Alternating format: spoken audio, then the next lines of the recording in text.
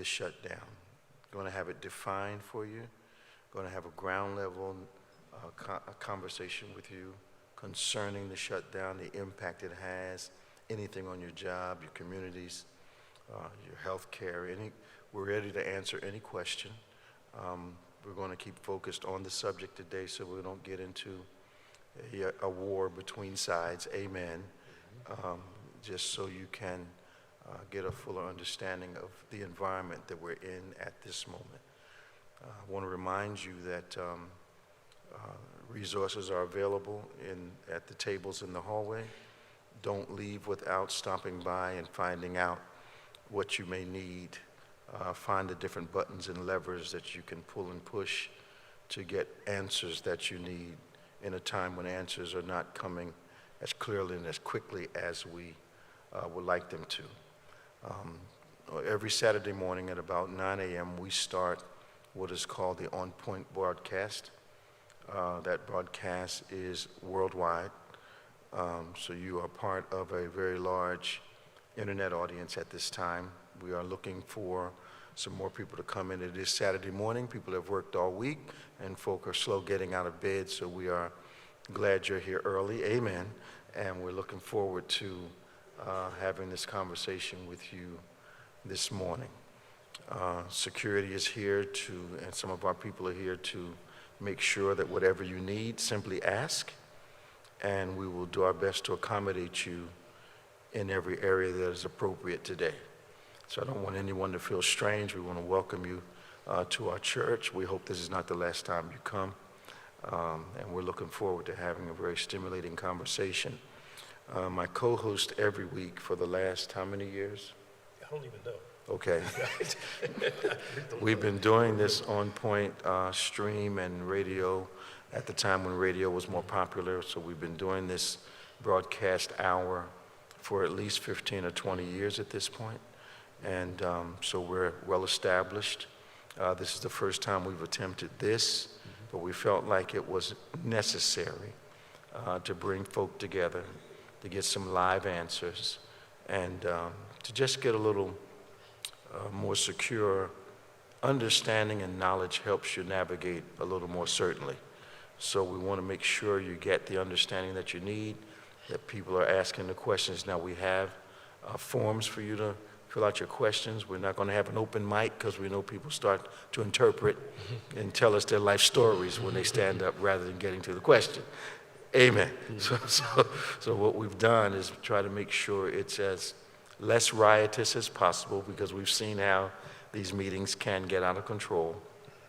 But I guarantee you're in the right place, and it will not get out of control today. Amen. Amen. All right, so we are simply glad that those that are joining us online from around the country are here. Ms. Espinoza is here from Mr. Norcross's office. You can come now. And we would, let's welcome her.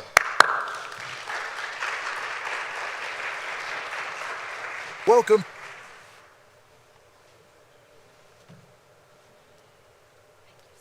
Absolutely.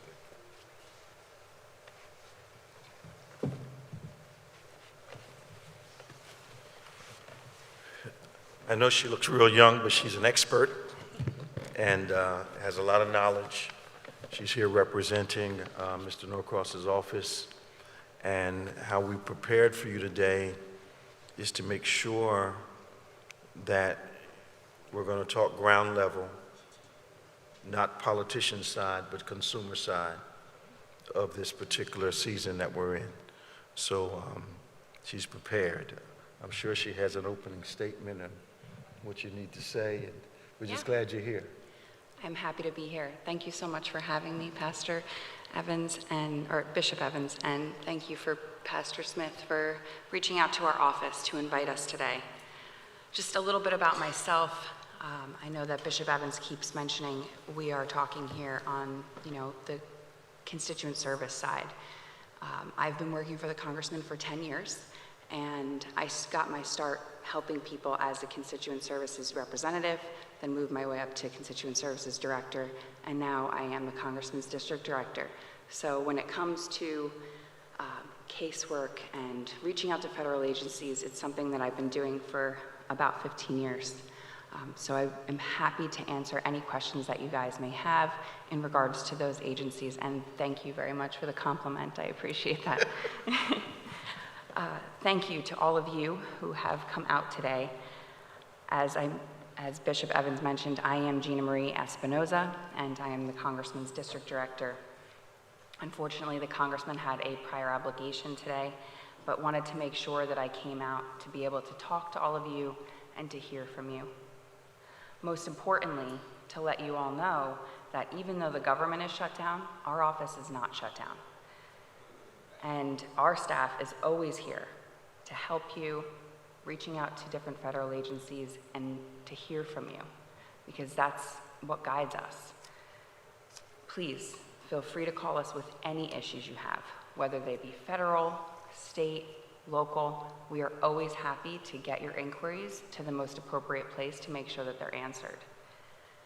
As all of you know, and as Bishop Evans has spoke about, the government is currently shut down.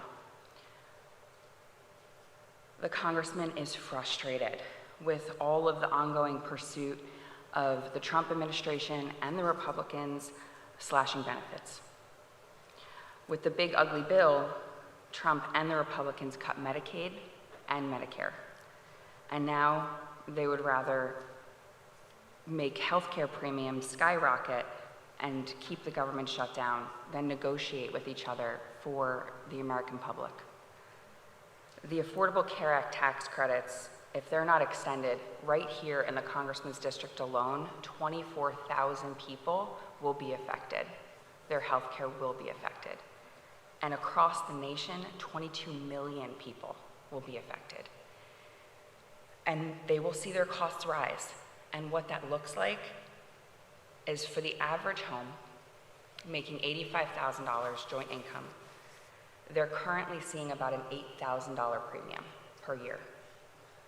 That premium will skyrocket to $24,000 a year if this does not change. This is why the Democrats are holding the line, because we can't see that happen. That will affect all of our health insurance. We know that you're all concerned, and we want to let you know what you will see and what you will feel with this shutdown. When it comes to Social Security and the Veterans Administration, these are essential services. As recipients, you will continue to receive your benefits, and the VA hospital will continue to stay open. You can go in, you can apply for new benefits. With Medicare and Medicaid, existing recipients will be unaffected for the next few months.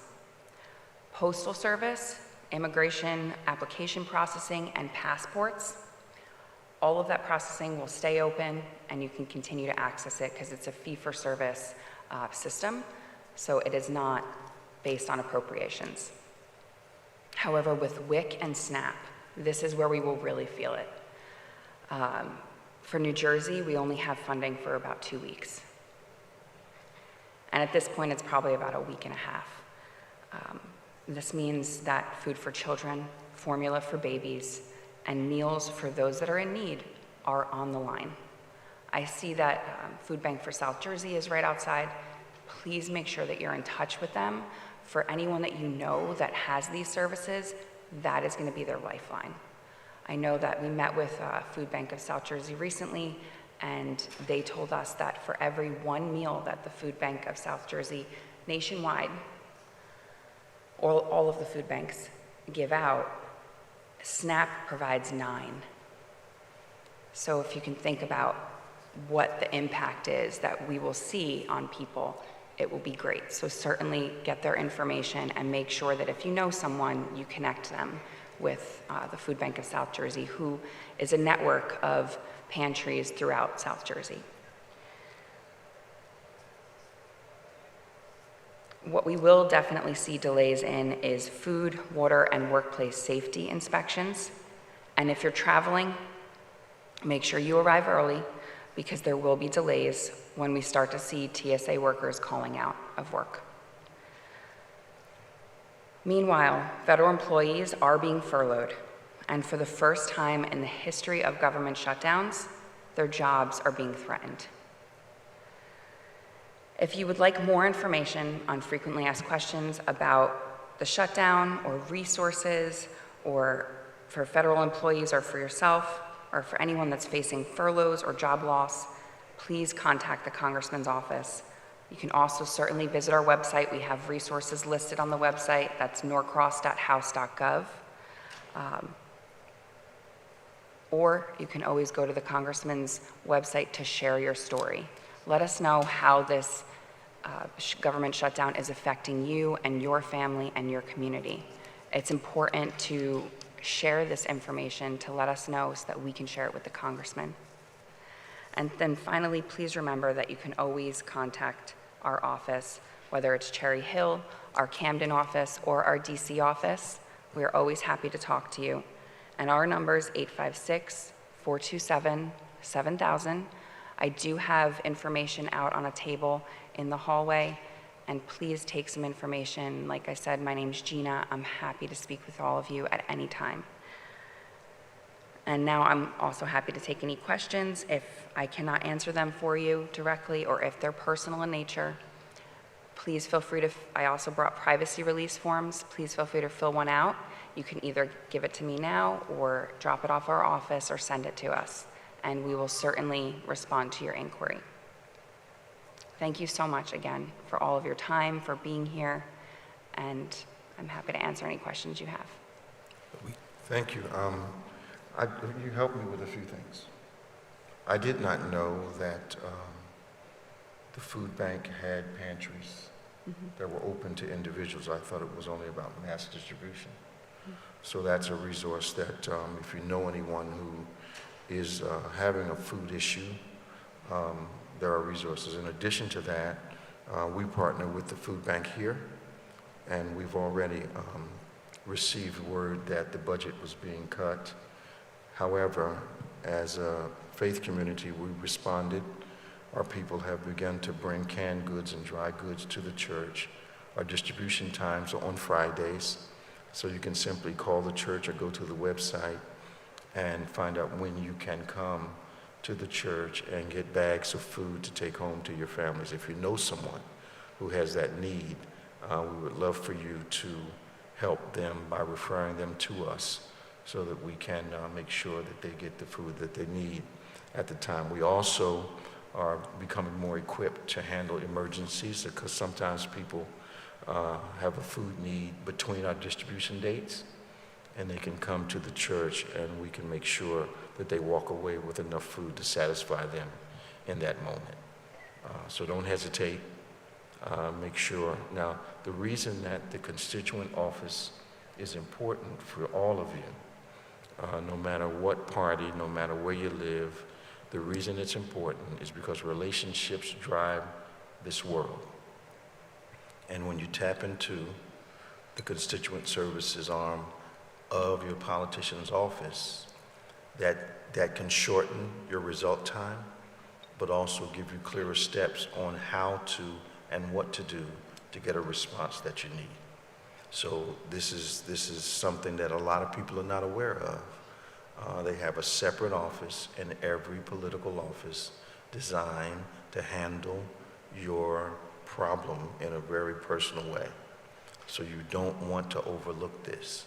A lot of times when we are having a difficult situation, we get so caught up in how we feel that we don't reach for the things that will help us. So the constituent service office of both of these offices that are represented today at the resource centers in the hallway can give you the information. You can have the conversations to bring your issue or your situation to a much quicker resolution. So this is something you need to know. Don't immediately accept defeat.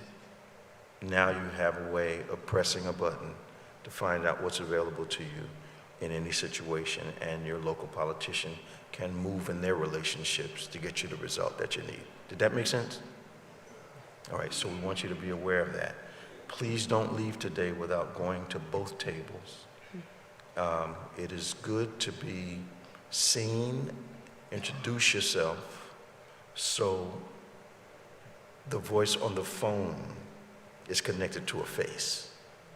Does that make sense to you all? All right, so the reason being is that if you go into your local bank, you never talk to the manager, you never talk to the tellers, you never talk to the platform people.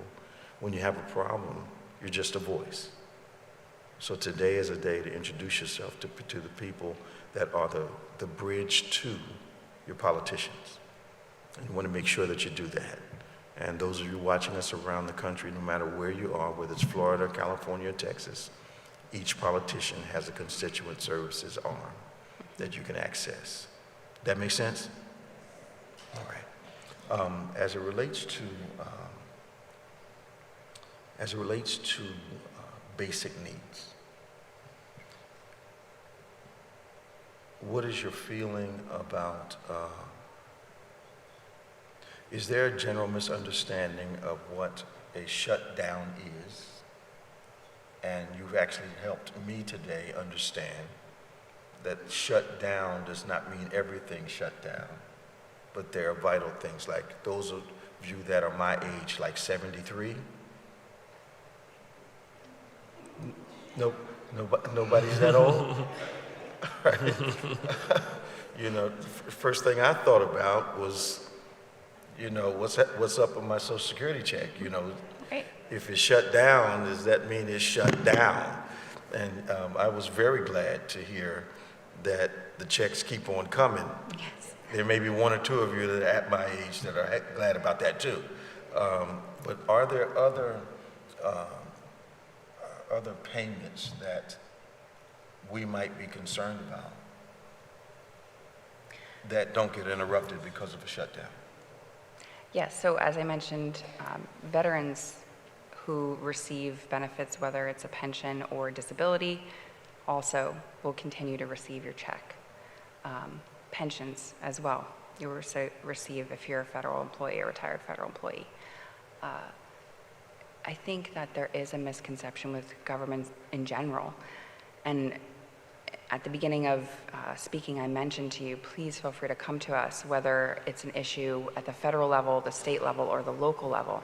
I think it can be really confusing, and I think you brought up a really good point that when you are facing a tough time, the last thing you're thinking about is what government official should I reach out to, right? You're thinking, how am I going to put food on the table? How am I going to fix this issue with the IRS that sent me this very confusing letter? You're thinking about, why did Social Security, send me less money this month than last month? You're not thinking about which level of government to reach out to, and that is why I stress to you all, just reach out to our office, reach out to Senator Booker's office. We will make sure we get you to the right place. And I think that is a big misconception, that people sometimes don't differentiate whether it's a federal issue, a state issue, or a local matter. So, for instance, the anchor benefits, it's a state-based program. It will continue because all of the state government is open. All of your local government is open, your county government. This is just federal. So when you think about federal government, think about something that touches the entire country and affects everyone across state lines. State benefits are things that are just New Jersey. County is just your county, and then local is just your town.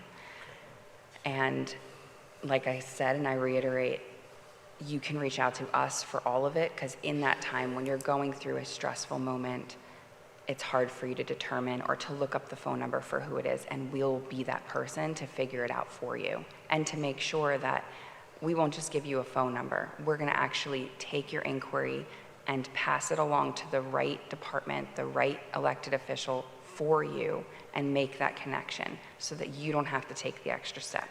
No matter what, you take one step and we'll do the rest of the footwork for you. And I'm sure that goes for Senator Booker's office as well. We pride ourselves on constituent services. It is the lifeblood of our office. And a lot of people don't realize that members of Congress, their local elected officials, county commissioners, and state assembly members, they all have offices just like ours. And I like to refer to us as boots on the ground. We are the ears and the eyes for the congressman, and we are what keeps him having a sense constantly of what is going on in the district, because of course they are always going between DC and our district. But I think that summarizes the question.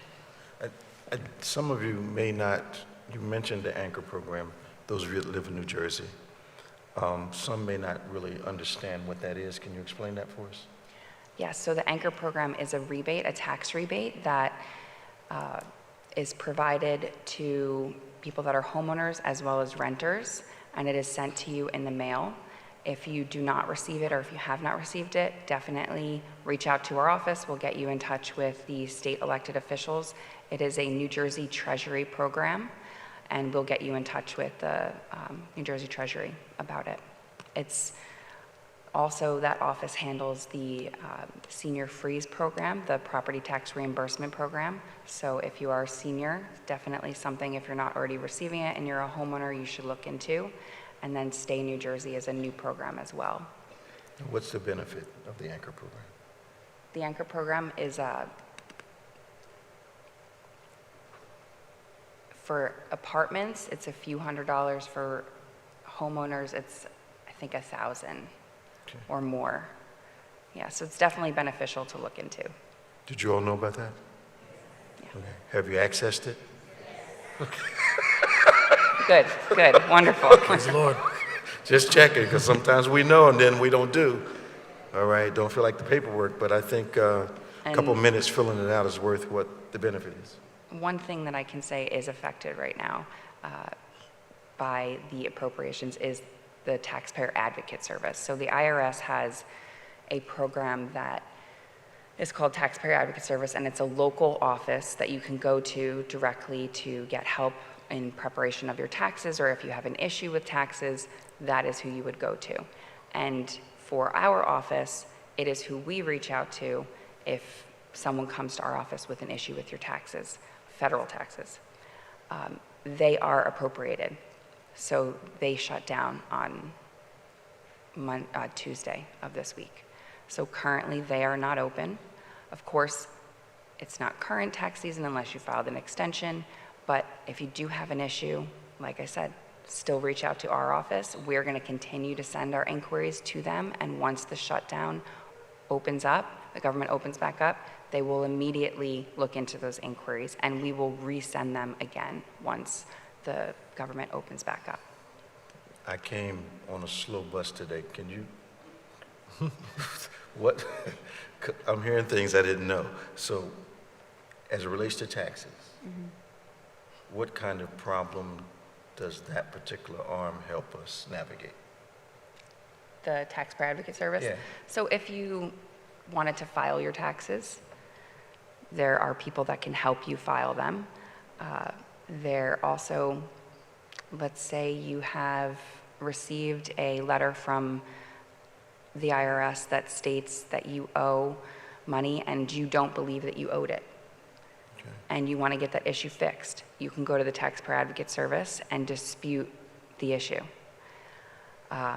Or let's say you believe that you should have received a refund and you didn't receive a refund, or there was a check that was lost in the mail and you didn't ever receive it, or if someone took your check and cashed it for you, or cashed it on your behalf without you knowing. These things, I've seen them all. That's who you would go to, Taxpayer Advocate Service. But of course, like I said, you could always come to our office and we'll work with the Taxpayer Advocate Service on your behalf. And it helps, they're an intermediary, and they're like the boots on the ground for the IRS.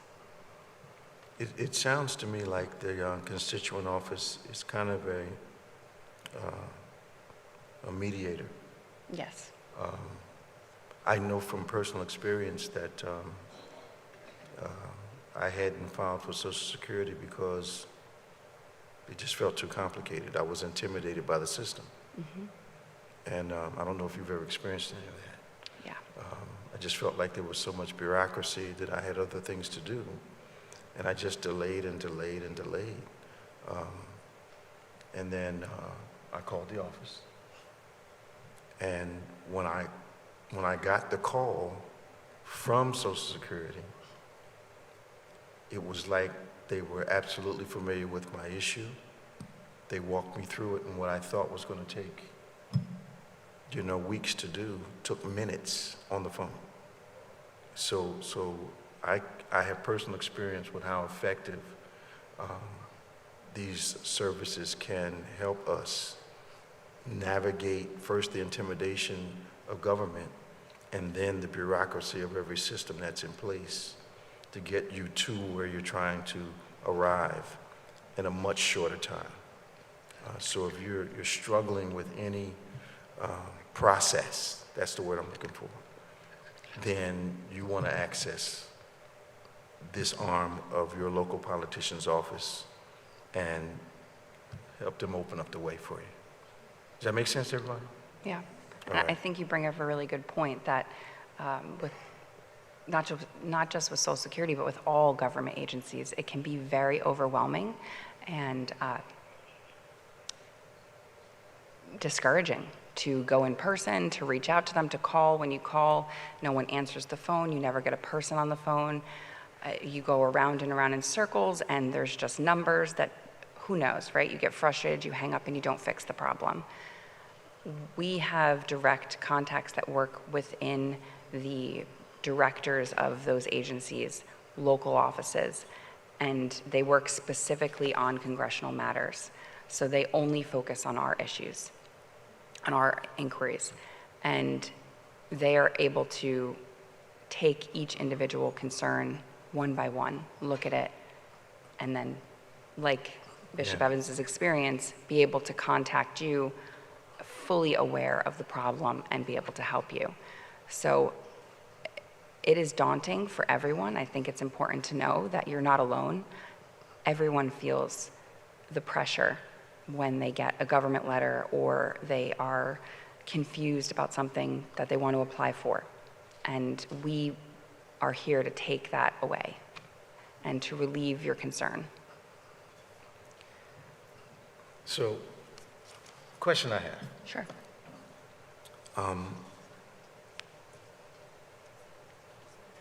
At times, I used to feel that because I didn't have a personal relationship with our local politician, that, hey man. How are you?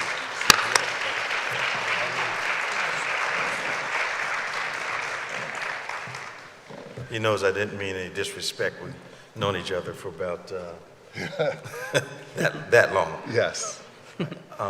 Just bringing up the fact that I'm a pretty aggressive guy. I'm not known to be shy about anything, but when it's time to navigate government, I've always had a feeling, no one said it to me, but I've had a feeling that access was who determines what. Who you are determines the result that you get. But then when I started working with your office and your office, I found out that the most important relationship in any process that has to do with government, local or state or federal, is the relationship I had with both of you. And that relationship, having that relationship with both offices, gave me access to answers and solutions that I had already determined were not available to me. Am I making sense to you all? And so there was a supposition that I would not be able to accomplish what I needed to accomplish until I reached into both offices and saw the results they could get on your behalf. You see how I'm emphasizing this? That when you have an issue, it is important to reach out, and when you call, make sense. Even though you're full of emotion, calm yourself down, make sense, so you're not seen as some wacko calling, amen, on the phone, and they'll listen, and then they'll respond on your behalf, and it actually feels personal. they're looking out for you, they're getting it done, and you don't get lost in the sauce. They will call you back. Yes. I can recall going to places where I was expected based on their office's recommendations. All right, and no, you don't have to be a big bad bishop to have that. Okay, all right? So what we're trying to do today is a couple things. Make sure you know how to access government. Make you aware of services that you may not be aware of. Reduce the intimidation of having to navigate the politics of the day, but also get a quicker result and a quick answer to whatever problem you may have. That's light years away from what I used to believe was the process. Am I still making sense to people? Amen. Right, so it's really important that we access. I know the questions are building up. Yeah, we have a few. Okay, now, we need you all to know that we're streaming nationwide. So our internet audience is, but I'm glad you all came in person because it feels better. Amen. Amen. All right, so we get a chance to relate and hear both of these individuals and how they're going to help us. So we didn't care what party you were from. All right, so it's not a combative meeting. We're not trying to lay blame today. What we're trying to do is give you the information you need to operate in the context in which we are operating in at this time. Pastor Nick, you have some internet questions? Yeah, the most frequent question is around Medicare disability. Okay.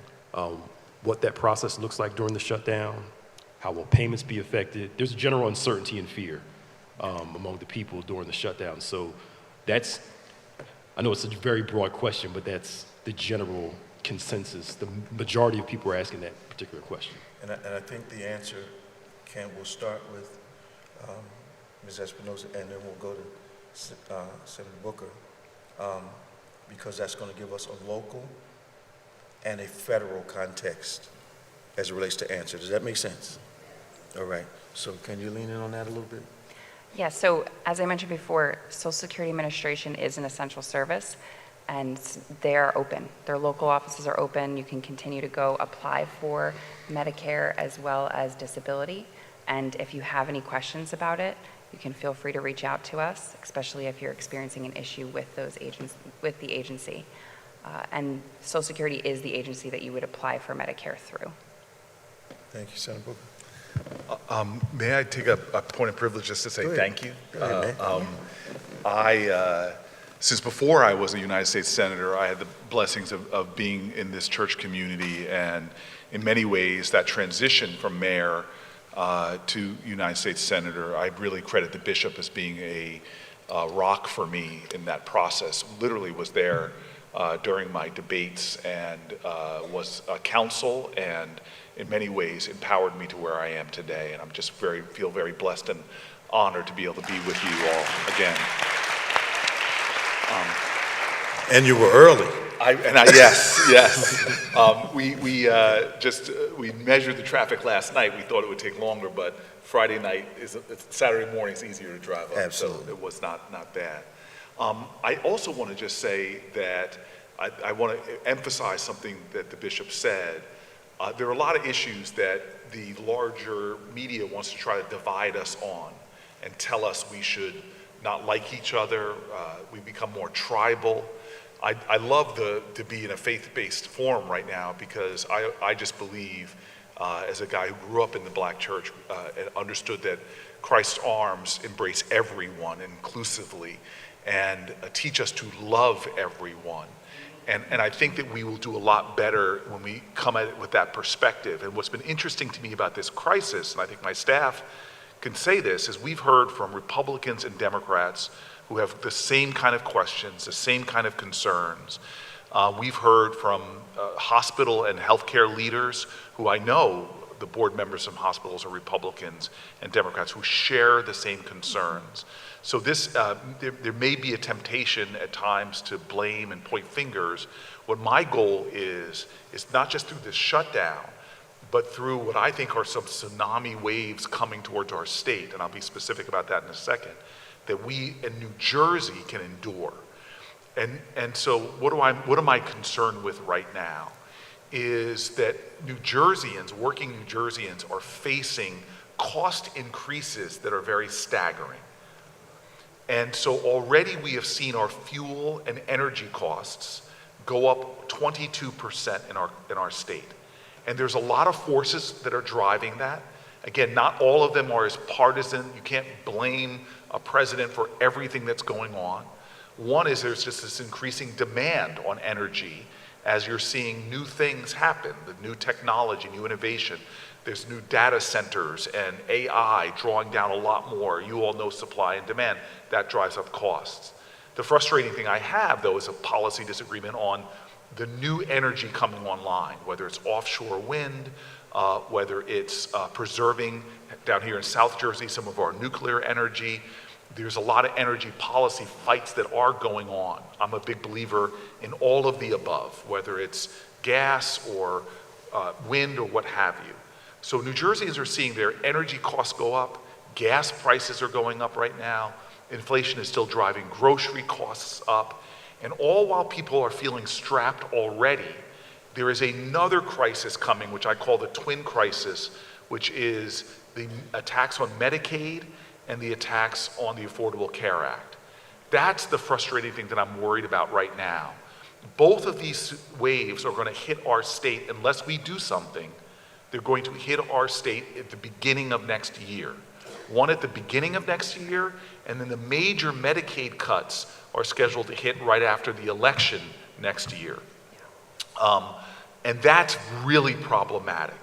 The first wave, which is what people are already seeing, is the gutting of the Affordable Care Act subsidy, which is going to drive up New Jerseyans' health insurance costs significantly.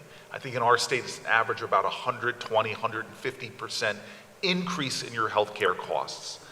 And so as a family that has an income maybe of $75,000 could see their health care premiums jump up over $1,000.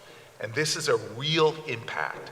Then you add to that the millions of people nationally, hundreds of thousands of people here likely, that would get hit by the Medicaid wave. That means sending more New Jerseyans into the world. Because some people will look at that, I've talked to a lot of New Jersey families that will look at that increase in their Affordable Care Act premiums as they just can't make rent and make those payments. They just can't provide childcare and make those payments, and something's got to go. And unfortunately, we live in a society where healthcare was already broken, already too expensive. Prescription drugs already too expensive. And the things that people usually let go is their health insurance because they can hope maybe I won't get sick. Now, this is a problem not just for those impacted people, not just for the people that are losing their Affordable Care Act premium, not just for the people that are on New Jersey Family Care or Medicaid. And that's hundreds of thousands of our neighbors in New Jersey. But it actually impacts all of us. Because you all know that when there are less insured people in New Jersey, that ripples out and affects every healthcare institution. For example, I talk to the hospitals up and down our state. What happens when more people come to the hospital sick and they don't pay for their healthcare there at the hospital, they don't pay for it through Medicaid, they don't pay for it through their Affordable Care Act insurance, those costs then get borne by the hospital, and it straps our hospital. As one major hospital system told me, there is no way we can get through this without cutting services in general. And because more people now will get their health care in the emergency room, it means more demands on our emergency rooms, longer lines for people, and could have a really big impact on the financial models of our system as well. In addition to that, when the major insurers in New Jersey lose people that are paying into that common pool, which often people that are going to choose not to let themselves be covered, or a 33-year-old that says, okay, I'm young, I'm healthy, I'm going to pull out of that. When the pool becomes, but a person who might have a chronic illness will make the payments, that means the pools will become, less people will be paying into the pool, less healthy people in the pool means insurance rates for everyone will go up. And so this is the scary thing for me right now, why my staff is working around the clock on these issues, because we're seeing a state that already at the beginning of this year, people were already feeling too squeezed, too much economic challenge, too much economic pressure. Things have only gotten worse across the board, which is why we're having this forum, is because what Democrats in the Senate decided to do was to say to the Republicans, you control the White House, you have the majority in the Senate, you have the majority in the House, and here we are at this point, inflection point, where you're looking to pass a funding bill. You have to come to at least 7 Democrats. There's only one way through to get a funding bill done, which is in a bipartisan way. And you need to sit down and negotiate with us, because what we are going to stand firm on is trying to get some kind of concessions for the American people that are struggling with rising healthcare costs. What we are simply saying is, it's your responsibility as the President of the United States, as our President has said, it falls on the President to get budgets passed, to bring people together to get it done. We are not going to cooperate with you unless you do something to alleviate the rising costs that Americans, in my case, New Jerseyans, are dealing with. That's the line of battle right now, where we're simply saying, you passed your big budget bill, your big beautiful bill as you called it before, it made the wealthiest people in our country a lot wealthier. For people that were working class, the bottom 30, 40% of Americans, it actually raised your cost, raised your insurance costs, gutted things like Medicaid. If you were going to try to pass a budget through us, you are not going to get my vote unless you do something now to reverse some of this damage and lower healthcare costs. So that is the impasse that we're on now, day 11, I think, or 12 of this government shutdown. That is the impasse. Now, it puts our country where we haven't been in years. We have not had a government, during the Biden years, the Senate Democrats, the House Democrats, the House Republicans, Senate Republicans, always came together and we negotiated a middle ground.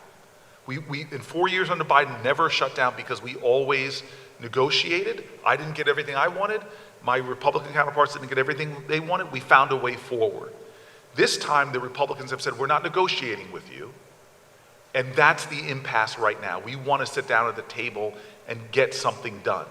But we understand that in this government shutdown, there's going to be pain. There's no way to candy coat this whatsoever. Government employees, a significant amount of them, not all, will not get paid. Government services, from our national parks to other types of services, will be affected. Now, the President of the United States has a lot of power. The President can decide who gets furloughed during a shutdown and who doesn't. And as was mentioned earlier, essential services are not supposed to be shut down. Medicaid, Medicare, Social Security will continue. Even some other services like WIC or SNAP, at least for the coming weeks, will continue. Air traffic control. This is something I've gotten lots of calls on, and we had the Secretary of Transportation go to Newark Airport and say a lot of things, but at the end of the day, it is the President's prerogative to deem air traffic controllers as essential workers. I would say they're essential to our safety, but it's on them to decide.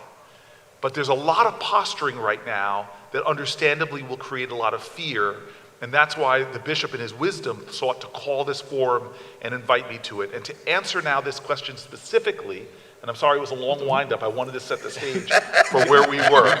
I'm a politician who wants to be a preacher, which means I can be long-winded sometimes.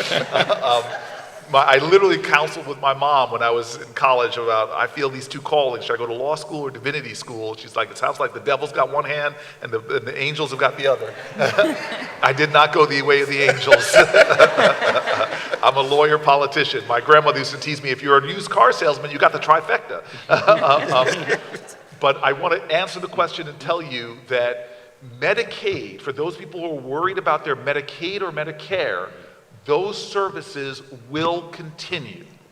Now, the only thing I want to caution you about is that some of the services in terms of the call centers might be more strapped, or the responsiveness might be more difficult if you have a problem or you're someone just trying to get onto some of these services. Those things may be affected if this carries on longer. How long might it carry on might be a question that you might be getting. How long is this going to go on?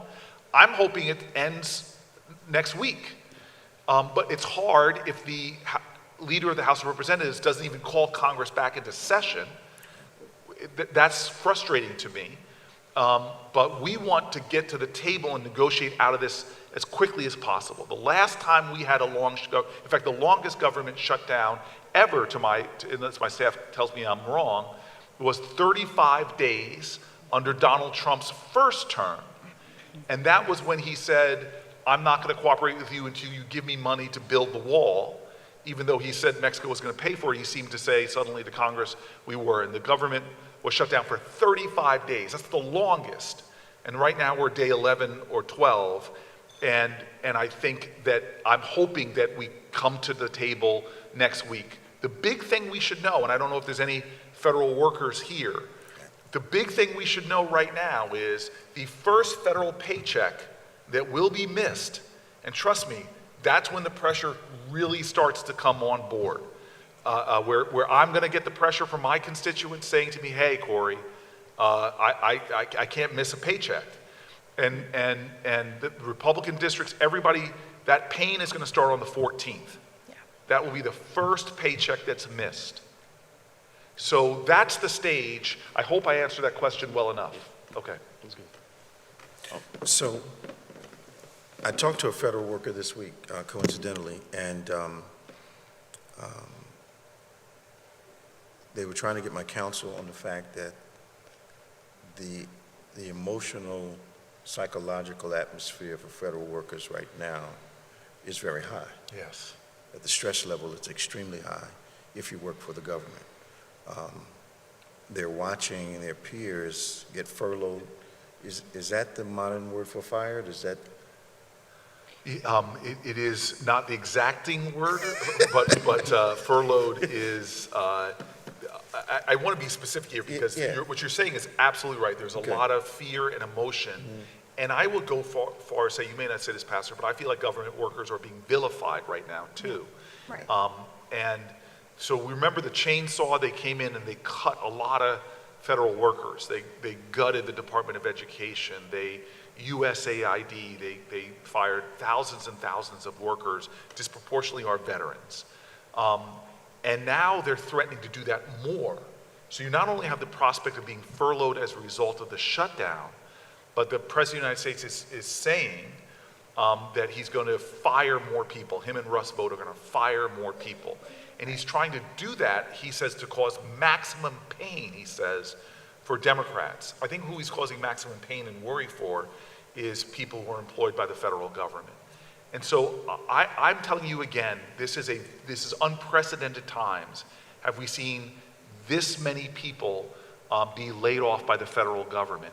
Remember, Social Security Administration, he came in and laid off a whole bunch of people and then tried to start calling people back because as much as you want to vilify these folks, they do really important work. When they started in Republican districts getting phone calls about the fact that they weren't getting the kind of customer service you would expect in the 21st century from the government. So this is a lot of the chaos going on right now, is you have a president threatening to lay off. I literally watched, and I don't understand why the president or his platforms would elevate memes that make fun of, but I saw the Grim Reaper last night. The president's platforms had a Grim Reaper there, like we're coming after these jobs. So that's going to be a lot of the noise you hear right now. If you are a federal worker in New Jersey, I have a couple things to say. One is, if you do not get your paycheck on the 14th, you qualify for unemployment insurance. Yeah. So you can go and get that, and our governor and our state is very ready to help our federal employees who might be furloughed.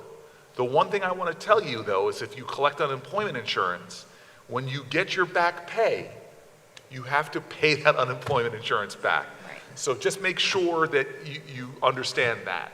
That if you get the money, if you're living paycheck to paycheck, which more than a third of Americans are, if you're living paycheck to paycheck and need that, you can apply for unemployment insurance and get some resources to hold your family together until you get all that back pay.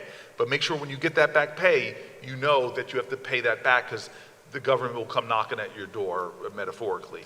So that's the first thing I have to say to government workers is that you will get the back pay. Donald Trump is trying to say that you won't.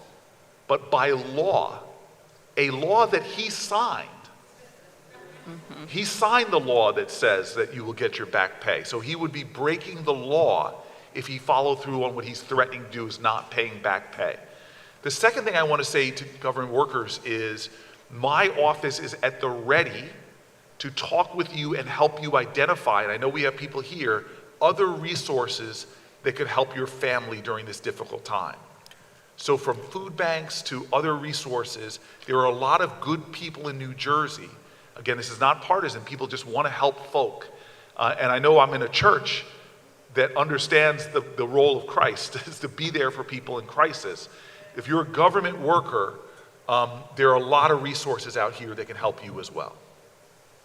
Thank you. I don't want you, if you work for the government, and we don't need a show of hands, but if you do, you know someone works for the government. I was, like I said, I was having a conversation this week, and the person I was talking to informed me that they had the option of being furloughed, possibly called back.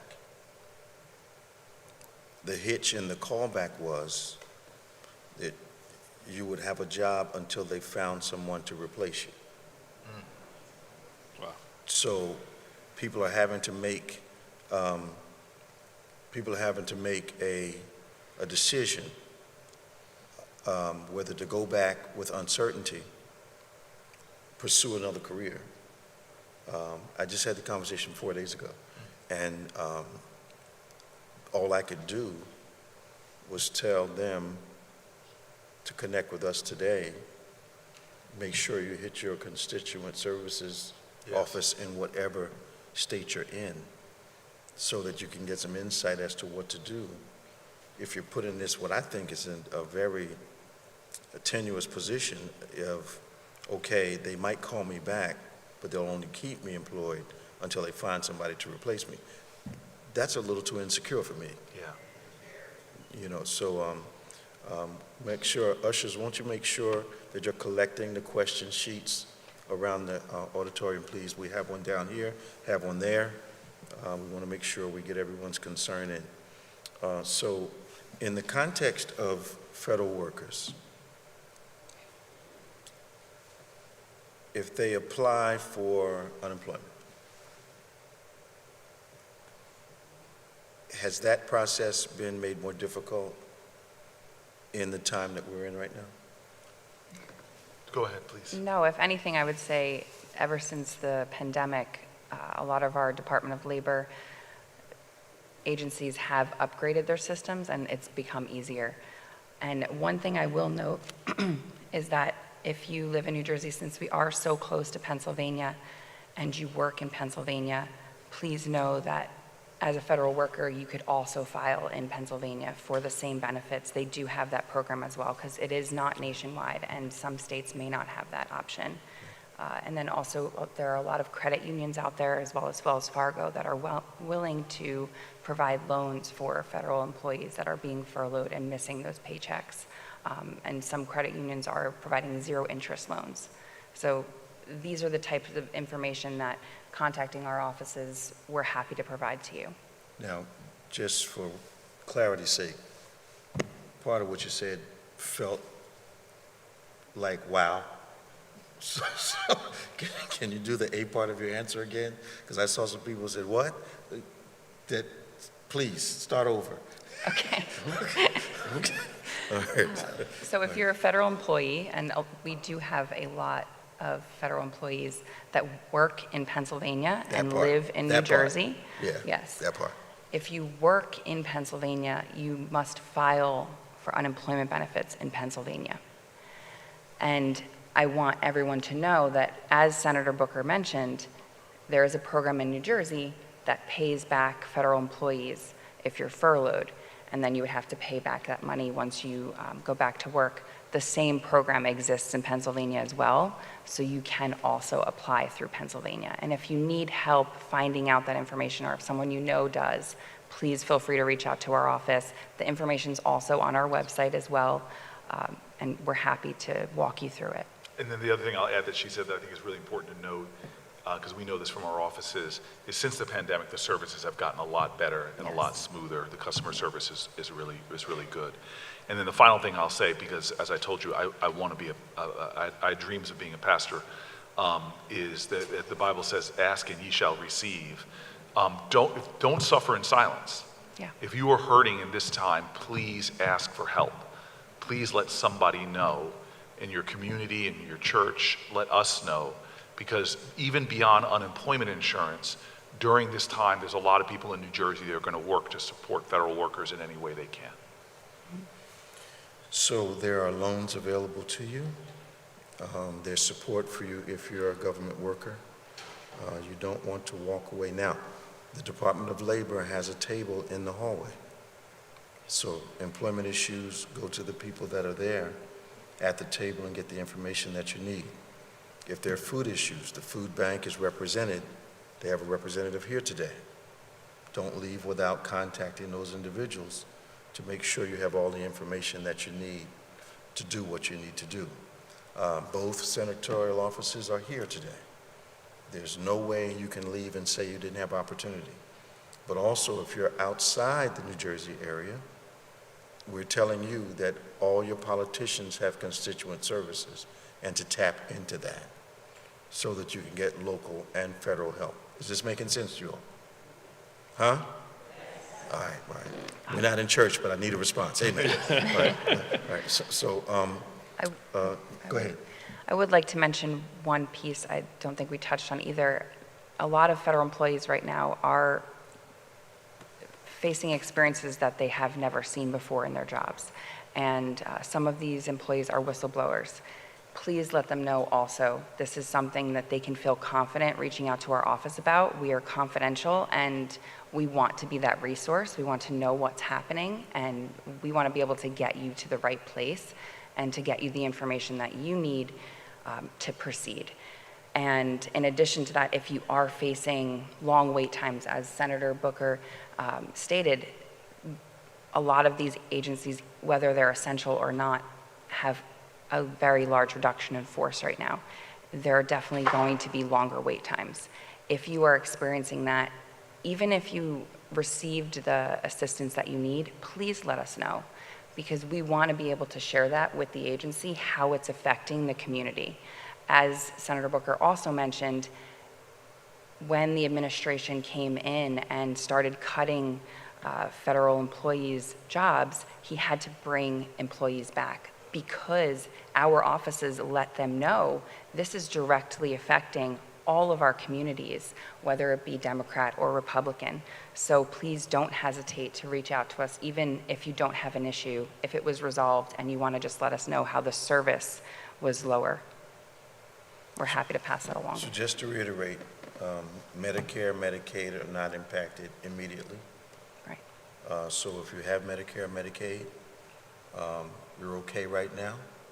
And I think what will happen is you've been informed, so you know now to check in with your local politician's office and find out the status of whatever benefit you're concerned about. If you're involved in the disability process, which I hear can be extremely taxing, stressful, and extremely long in resolution, you know, you have a resource now to have the conversation.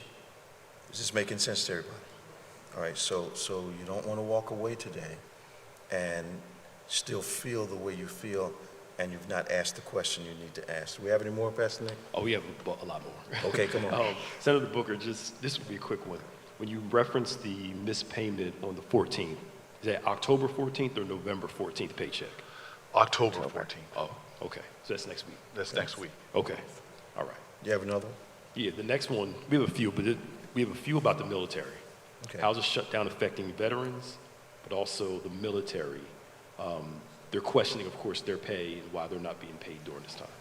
Right, well, if you're a veteran first, the VA services fall into a similar category of the Medicaid and Medicare. They're going to be essential services. I still believe that there are aspects of those services that could be slowed down depending on who they choose to furlough or not. But your VA benefits are essential benefits, and those will fall into the same category as Medicaid and Medicare and Social Security. The military, this is a big issue. These are people we know in our communities who families have served and deployed. They might be National Guard people deployed. We know these people, they're in our community, but they will miss a paycheck as of now. I imagine that next week there's going to be special legislation to pay the military troops, but that's no guarantee where those things fall. So the military, all federal employees, not the post office, by the way, and not about, somebody said, hallelujah, not the post office, and some others, about a third of government workers fall into this category where they're working in agencies that have their own funding mechanisms built in. Federal courts is an example of that. Since they get a lot of their funding through fees and more, they have enough money to go a lot further before paychecks starting to miss. But the military, yes, as of now, the military paychecks that are expected next week will not happen unless something changes. Wow, okay. Right.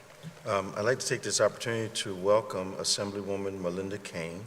She's a state elected official. Would you like to join us here?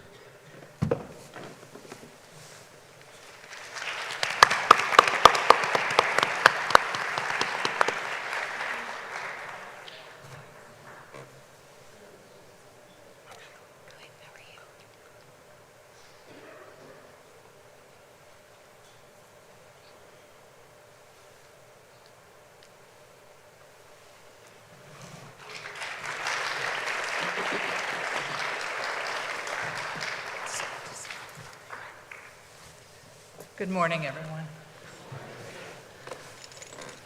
Okay.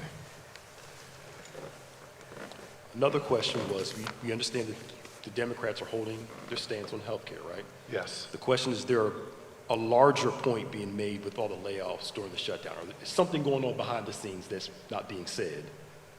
I mean, I could give you a lot of behind-the-scenes color if you want. The reason for the layoffs. But let me just first of all tell you, and again, this is counsel by your pastor when I first got this job and others. New Jersey's not sending me down there to be a great Democrat. They're sending me down there to be a great senator for New Jersey. And that means by any means necessary, fight for my state. So let me give you an example. One of the first things that we accomplished for our state was that there was a services for our veterans who had traumatic brain injury that were a pilot program that was going to go away. I went immediately when I got down there to John McCain and developed a relationship with him, and we got those services restored. I have real friendships on the other side of the aisle that have led to very big legislation, from the First Step Act that liberated thousands of Americans from unjust incarceration, to even something that has brought tens of millions of dollars of investment into Camden County called Opportunity Zones that I got done with a partner on the other side of the aisle. Both of those pieces of legislation, mind you, were signed by Donald Trump in his first term. So I just am not a big believer that people sent me down there to play a partisan role. They sent me down there to do everything I can to get things done. And I'm very proud of the fact that in my last 6 years, and this is part of it's because of the pandemic resources we were able to win for New Jersey, but no senator has brought more money back to the state under their 6-year term than I've been able to do for everything from major infrastructure projects, for our hospitals, for our public schools, and more. Now, because I have a good relationship, I have a lot of honest conversation. And a lot of my Republican colleagues see those, I'm terming them as big waves about to hit, see the tsunamis about to hit, and they too know that that is bad for their constituents and bad for their politics. The last time that there was a midterm election in America where healthcare was at the center of it, Republicans got wiped out. That was 2018. And so they know politically, and I've had these direct conversations, and you're even hearing people I never expected, that Marjorie Taylor Greene, for example, a Republican, would step up and say Democrats have the moral high ground. Because this is not a right or left issue, it's a right or wrong issue. Never before in American history will this many millions of people be knocked off of health coverage. And disproportionately in the states that vote for Republicans more than the states that vote Democrats. Because whether it's Alabama, Mississippi, Arkansas, they have a disproportionately high members of their populations on programs like Medicaid. And so I will tell you in my private conversations, they know that we have a major problem about to hit America. And to be frank with you, they know that it has happened on their watch when they made those changes to the Medicaid program and have tried for years and years and years, failing in Donald Trump's first term because of John McCain, they've been trying to end the Affordable Care Act. And so I've had elevator conversations with people that saying to me, well, we're gonna have to fix that, but we're not gonna do it under this hostage situation is what they call it. You hear Thune, the head of the Senate, saying, open the government up as if we're the ones closing it, and then we'll negotiate with you. Now, this is the point that I hear amongst Democrats and Republicans and people who watch. Some people say, take that, a promise to address this problem later, take that. Now, if I was going to buy a car from your pastor, I don't need a contract. I don't need a guarantee. No, that's right. Because I trust this man. Absolutely. If I'm doing a deal right now in Washington that my constituents' very lives depend upon, because when insurance rates go down, death rates go up, because people defer their medical care until suddenly they're being rushed to the emergency room. I'm not going to rely on a promise to do something. I need a guarantee, a guarantee. And so again, there's 47 Senate Democrats. I cannot speak for all of them, but I'm telling New Jersey, as is my partner Andy Kim, we are not giving our vote away unless we get a guarantee that they're going to do something to lower the healthcare costs of people in my state. That's where we stand.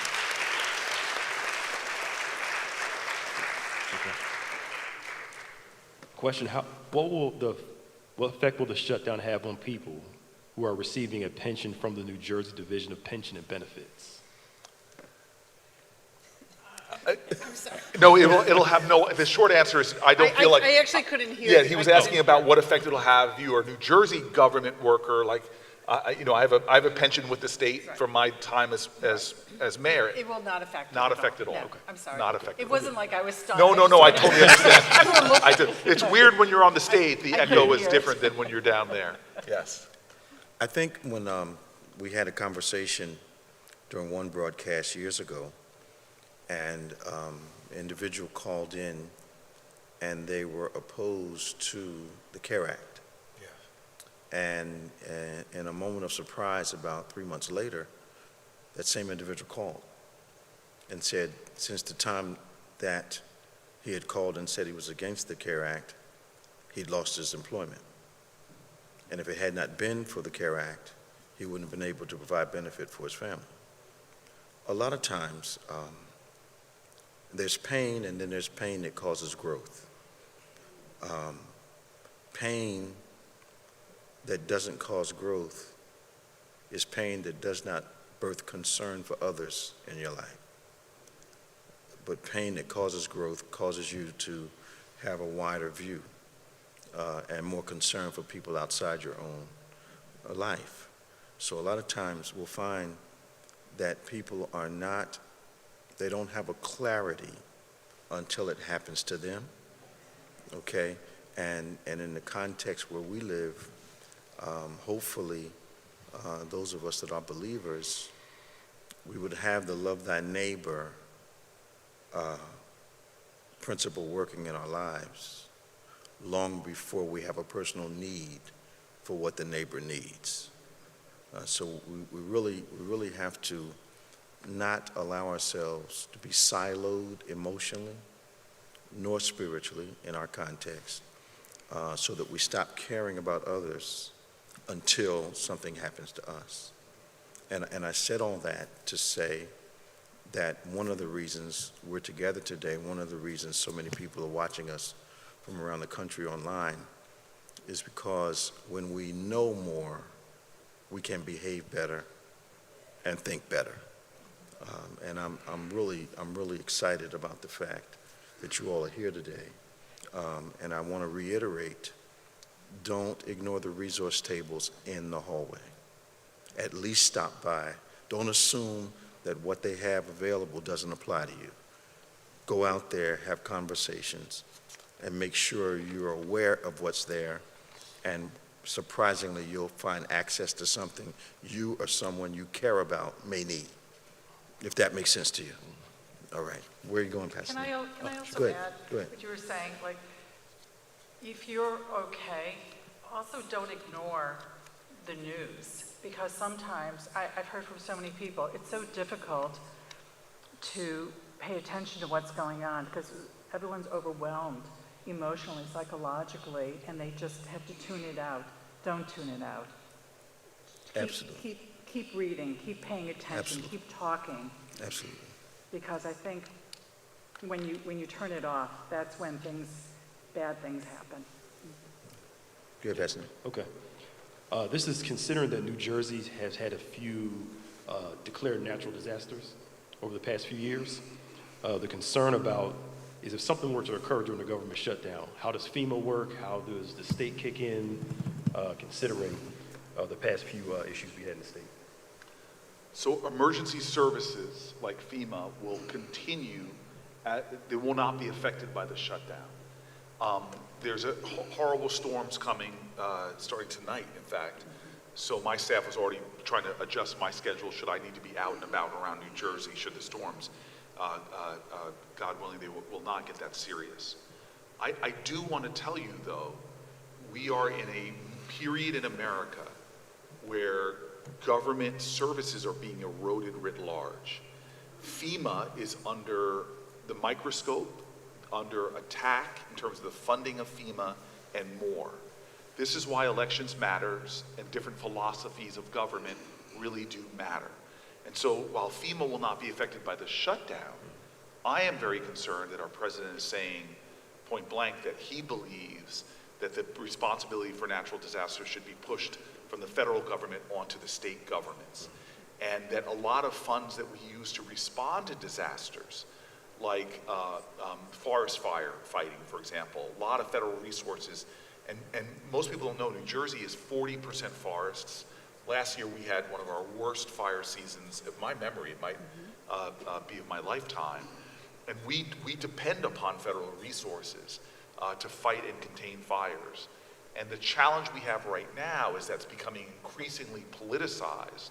And I remember after Hurricane Sandy, some Republican senators from states that I was willing to support when they had their disasters were saying they were not going to vote for funding for us when we have our disasters.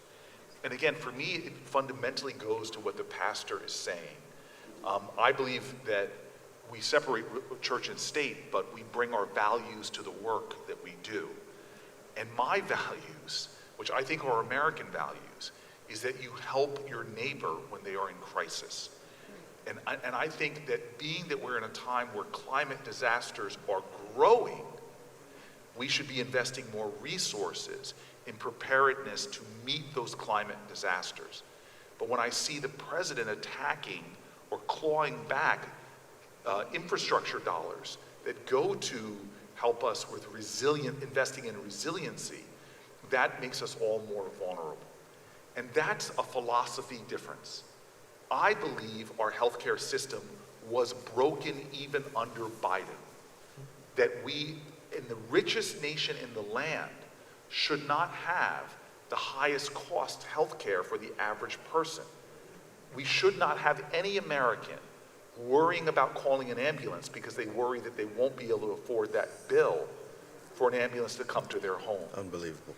We are the richest nation on the planet that has in our founding documents that everyone should have life, liberty, and the pursuit of happiness.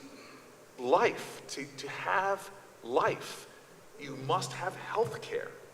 It should be a fundamental right in this country that everyone has access to affordable health care. But right now, affordable, high-quality health care is a providence of the wealthy in our country and not to everyone. Well, other nations, peer nations, are not like that. You do not see from Canada to other countries in Europe people having to ration their insulin, to ration their mental health medication because they can't afford all of it. This, to me, is a moral abomination. It is actually, in my opinion, moral violence, that you would put someone in a situation where they're deferring their life, their liberty, freedom from fear, freedom from illness, preventable illness, their life and their liberty and their happiness. You cannot have happiness if you have poor health as a result of your inability to afford that. And so this is the battleground that politics is playing out, because some people believe that government's job should be to give tax cuts to the wealthiest so it trickles down to the rest of us. I believe that philosophy is morally bankrupt and hasn't worked or resulted. I believe that what we should be doing is investing in a healthcare system that works for everyone, that we should be making all necessary prescription drugs affordable, that we should be having a nation where emergency aid, where the things that help people in crisis are there for you when you need them. I believe we could do that by doing something really radical, returning to the tax rates of Bill Clinton, when the wealthiest tax rates would be paying a lot more money. Or maybe get more radical, go back to the time of Ronald Reagan. Going back to the tax rates of Ronald Reagan for the highest income earners would bring us hundreds of billions of dollars more in revenue that we could be using to deal with these issues. The last thing I'll say on this is, when the American dream, the idea that I can provide for my family if I work hard and play by the rules, the American dream that I can give my children a better life than me, we are now getting upwards of closing in on the majority of Americans not believing in some of these fundamental things. And what happens when we lose hold of the American dream, people then turn to the extremes to think that maybe this democracy experiment won't work. What we should be talking about is how do we redeem the dream and create a society that, again, has more money pouring through it than any other nation on the planet, to figure out how do we use our riches and our resources to make everyone better.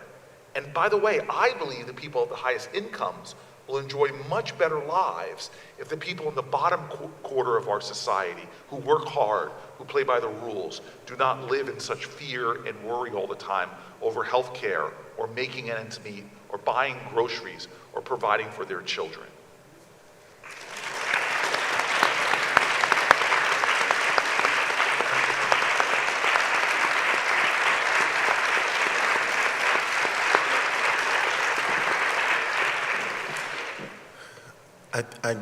You guys, I'm glad you guys are here. You can clear up some misunderstanding for me.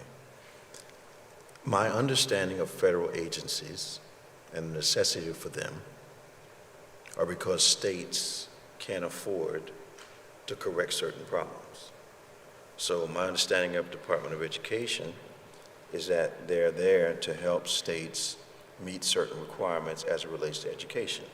FEMA, California alone could not afford to deal with all the impact of the fires, so the government steps in to do that. So when we start to believe that federal agencies are not necessary, we're actually saying that the states, watch this, should be able to do what the states have proven they need federal help to do. Now, is that a correct assessment of the necessity for federal agencies, or do I have it all wrong? I believe what the reason why certain federal government agencies exist is because the issue itself affects the entire country rather than one state. So, like FEMA, there are natural disasters in every single state. And these are issues that we all need help with Department of Education. IEPs are nationwide. Social Security, this affects everyone. So I look at it more as federal government agencies are agencies that reach across state lines and issues that affect all Americans, rather than individual states have specific needs within their state governments and their state departments. And sometimes do you find that in some states where the economies are not as robust, that if the federal government didn't step in, people would continue to suffer because of the economic condition of that particular state?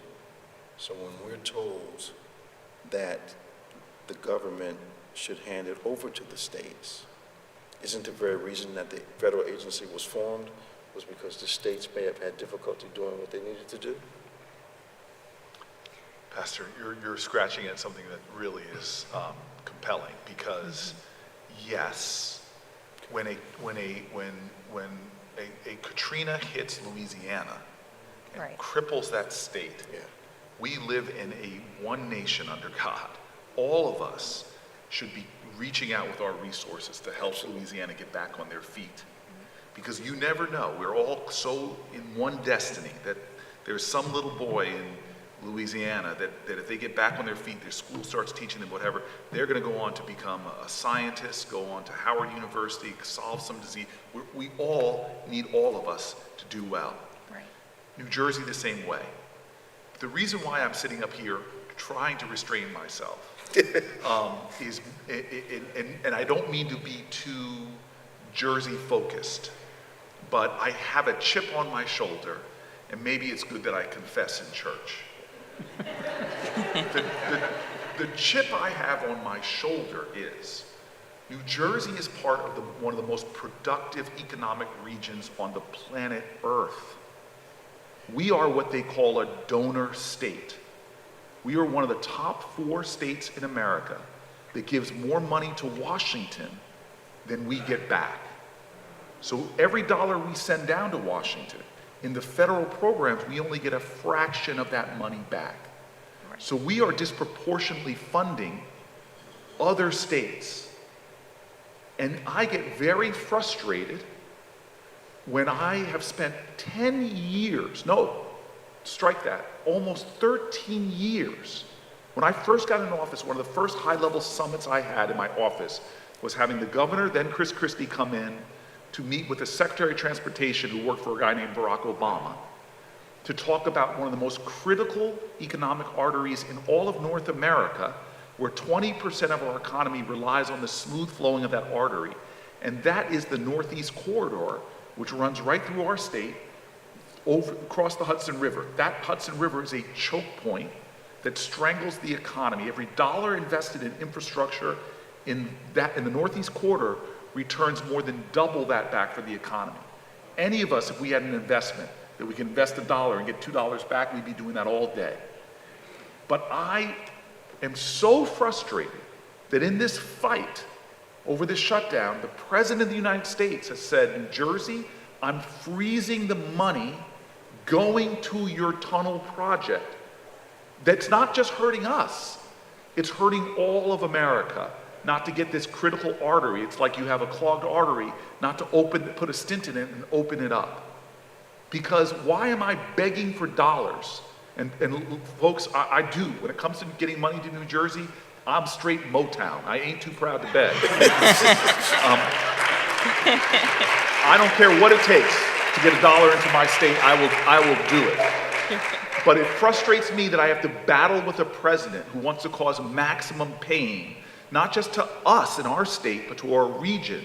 He is strangling the goose that lays a golden egg. Because the more economically productive we are, the more not only wealth for our jobs and our families and the like, and there's so many great union jobs on that tunnel project that are being paused by this president, but we create such an overage that all the other states benefit from the wealth of New Jersey that's being created. Why are you punishing me Why are you freezing public safety grants? Why are you freezing drug treatment grants? Why are you freezing community violence intervention grants? This president has decided to target our state for freezing grant after grant, project after project, when we are funding his salary and helping so many states that vote for him.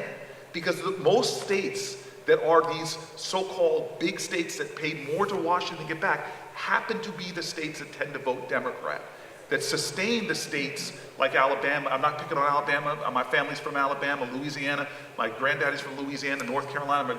My father's from North Carolina. I'm black in America. Most of our family comes from the South. But I'm just telling you that this is a chip on my shoulder. So I'm all in. I will tell you right now, I am so invested in a kid growing up in South Carolina, that they are my children. We are one nation under God. But if you continue to come after New Jersey, I am sorry, Pastor, I'm going to act ugly and fight for my state in every way that I can.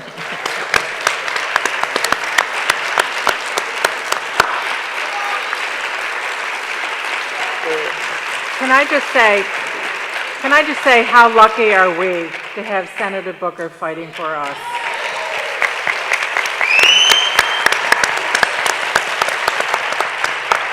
Thank you. Thank you.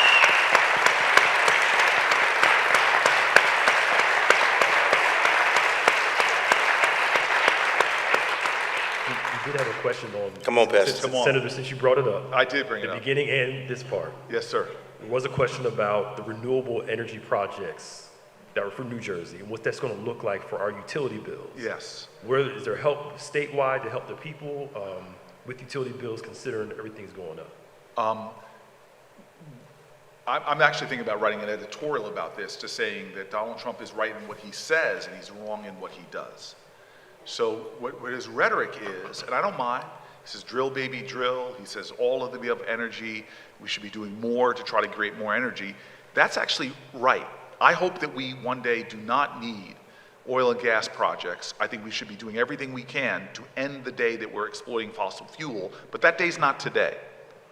Right now, the energy demands in our country are exploding in our country, because all of these new technological innovations are bringing a greater and greater need for energy. And so I am one of these people that is an all of the above person. I want us to compete on a fair playing field too, because they give the oil companies lots of subsidies and tax breaks that they don't give to nuclear, that they don't give to renewables. We should be a country understanding that globally, the global demand for energy is spiking way up. And if we don't start doing, the cheapest form of new energy is renewables, is solar and wind. It's the cheapest to activate. If you wanted to start a new oil, drilling for oil, you have to speculate, do all, but if you want to get wind online, it's a lot easier, and we know creates a lot of good jobs to do that. And so it's just the strategy. If we don't start meeting these energy demands, supply and demand, as the demand goes up, so will the price. And while these big tech companies that are building these data centers all around for the AI demands, as they're going to continue to build those things, they're going to start competing against ratepayers, and they're going to start driving up our costs. One of the biggest vulnerabilities we have in our state right now, after healthcare costs going up, is going to be energy costs going up. And so I am fighting to deal with that. But when Donald Trump decides that he thinks wind is bad for some reason and starts targeting those wind projects, it is coming after jobs for New Jersey and ratepayers. They're coming after your dollars, because we're going to see rates go up if we don't start meeting these demands. I want us to put everything on the table. And I'll be honest with you. I think modular nuclear, which is something that often my party has said something that they don't like, I think that that's a vital part, and it doesn't have any of the risks that the old school nuclear has. We need to do more. When Germany got rid of their nuclear power plants and thinking that they could just use renewables, they became more dependent on Russia for natural gas, and that put them in a vulnerable position to petro-dictators. I don't want that in America. I want us to be energy independent.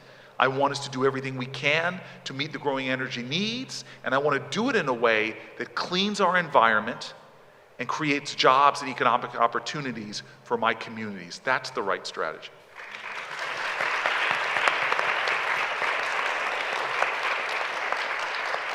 I think there's a, I'm not technological at all. I'm in a generation that was afraid of technology when it started becoming a standard thing, and I had to force myself to learn. I'm not sure I'm the only one who initially didn't connect the explosion of AI to higher energy use. We kind of just, artificial intelligence, it had its own source, but that's not really how it is. It takes a lot more electricity to drive the AI that you and I are enjoying at this time. And I didn't know how much energy was required to drive those systems. And the technology is absolutely wonderful, but it's starting to stress our ability to supply the energy, which means we live in a capitalist society. They see an advantage to raise the rates, and they're going to raise them. So we have to connect this technological explosion to a higher energy use, which eventually affects our lives every day as we pay our energy bills. So it's important that we understand that we're not just talking about sunlight and wind. We're talking about how do we pay already high bills, because I think our electric bills are absolutely absurd. Too high. Right. And unfortunately, it's beyond, when I grew up, it was my father, turn off the lights, Yeah. do things like that. Yeah. It's not going to have much of an impact on our utility bills doing that. That's not where the cost of our utility bill is coming from. It's not small usage like that. Yeah. 100%. So heating the whole neighborhood doesn't work anymore? That's what they used to tell us, So we're in an environment where we're advancing rapidly, and we're wondering why our bills are increasing. And part of the reason is the technology requires more power. And because of that, I'm seeing in my electric bills, same people, same house, same general usage, but a higher bill. You're turning off lights, but the bill reflects that you're keeping them on 24 hours a day. So it's, we have to kind of think structurally and think about how other things other than the shock of your bill, there are things attached to that. Yeah. And if we don't become self-sufficient, these bills are still going to just keep climbing and climbing. And that's why we need to reimagine the American bargain. There are millions and millions of Americans who are on a fixed income. And even the small increases to your Social Security check that might come when they look at this certain basket of goods, that's not keeping up with the rising costs of everything. Mm-hmm. And so when I talk about reimagining the bargain, and next year is my election year, so you're going to hear me put forward some bold visions for our country. No. Yes. But let me test one out for you right now. I think our tax code is inherently unfair. Yeah. And I think we need to reimagine it. So one of the things I'm playing with right now, running the numbers, is I think that three things need to happen, but one central pillar is that I don't think any American, because we're all paying federal taxes. You buy a beer, you're paying a federal tax. You buy gas, you're paying a federal tax.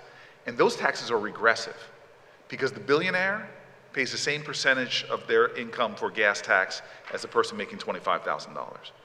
So one of my bold ideas, and I'm throwing this out here, I hope you all will tell me afterwards what you think, because next year I'm coming hard with what I think should be a new vision to redeem the dream.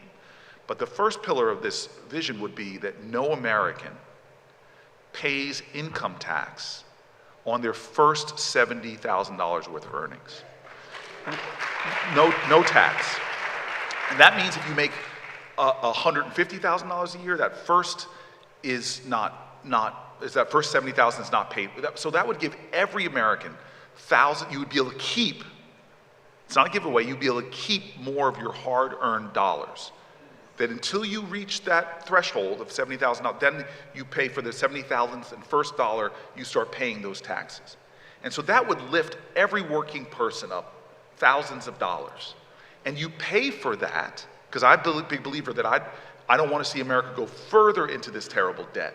But you pay for that by getting rid of some of the most outrageous loopholes that corporations and others have won, like something called carried interest, which means a hedge fund manager pays less percentage of their taxes than their secretary. And you return the income tax for the highest earners in the country, those people making $500,000 or more a year, God bless you, because they're not paying on their first $70,000 either, so it's fair across the board, but they go back to the tax rates of the Bush era or the Clinton era or the Reagan era, and that would bring, and the corporations as well, back to a 25% corporate tax rate. That would bring a lot more money in to make that even. To me, now we're starting to talk about us helping Americans, incentivizing them to work, and making sure that everybody gets thousands of dollars more to keep of their income than we see right now. What we've been doing over the last 20 years is going the other way. It's more regressivity in our tax code, and the wealthier you get, if you're a billionaire, you have all kinds of ways to shelter your money and not pay what I think would be more of a fair share. A couple more things. We have gotten it twisted in this country, where the tax breaks for businesses overwhelmingly go to the biggest corporations, some of whom will pay zero taxes, and the small business entrepreneurs are paying through the nose. We need to get back to incentivizing entrepreneurs and small businesses and making the big corporations pay their fair share. So if the first thing is a tax code that benefits workers on your first $70,000, the next thing is to shift our tax code to favor people who are risking their capital at the beginning, not the big corporations who are paying virtually nothing on their taxes. And then the final thing to, I think, redeem the dream, because I want us to be an entrepreneurial society. Pastor, my grandmother and grandfather moved from Louisiana to Detroit. My grandfather worked a union job. They saved their money, because back then a dollar went a longer way, to invest in small businesses. They opened up a laundromat, they opened up a pool hall, they opened up a gas station, and then the statute of limitations is up. My grandfather did run numbers. It was before the lottery was legit, but they were an entrepreneurial family. And by the time I was coming on, they were George Jeffersons. They had moved on up. My grandfather was doing really well. I want to see more of that. What we have right now is corporations that have global investors getting all of the protections for their shareholders, who are disproportionately big Wall Street finance firms. And for the average American who is entrepreneurial, is creative, we want to give the benefit to them. And the last thing, to redeem the dream. It is impossible to raise a family anymore. The cost of childcare, the cost of all the things that we use to pay for family. Other countries, they have paid family leave, they have affordable childcare, affordable health care for their family. If you choose to have a child in America right now, your chances of going into poverty go way up, because it is so expensive. We should be a pro-family economy again. And that means if you're going to have a child, we do a few things. One is we expand the child tax credit. We did that for 1 year under Biden. We were 1 vote short for making it permanent. But just by expanding it to the Biden era 1 year child tax credit, we cut child poverty in our country in half. And we should have a national program of paid family leave, because I have so many people, disproportionately women, but not all women, tell me they have to make the terrible choice so often of being there for their sick child or being at work and collecting a paycheck. And we need a system of universal affordable child care in America, because in most states, child care is more expensive than tuition at the state college.